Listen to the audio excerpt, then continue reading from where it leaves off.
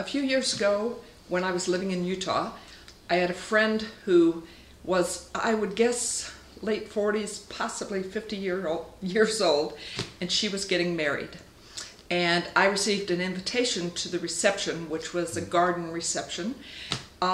This is a friendship that wasn't that close, so I might have chosen not to go, except that I just got this thing in my head that I needed to go and buy for her a copy of The Joy of Cooking.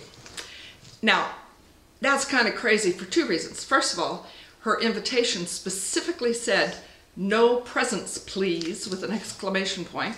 And second of all, if you're 50 years old and a woman, you probably don't need a cookbook at that point in your life. But it was just in my head. I just had this thing that I had to do that. So I bought her a copy and I wrapped it up real pretty for a wedding present.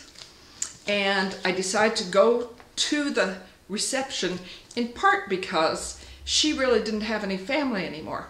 Her parents had both passed, and so it was a lot of her new groom's family would be there and friends for her side, so I thought it'd be nice to support her. So when I arrived and I clearly was bringing a present in hand, the bride rushed over to me and really gave me quite a scolding. She said, "We said no gifts." And I said, "Well, I left the receipt in it, so if you can't use it or you don't like it or don't need it, whatever, you can return it."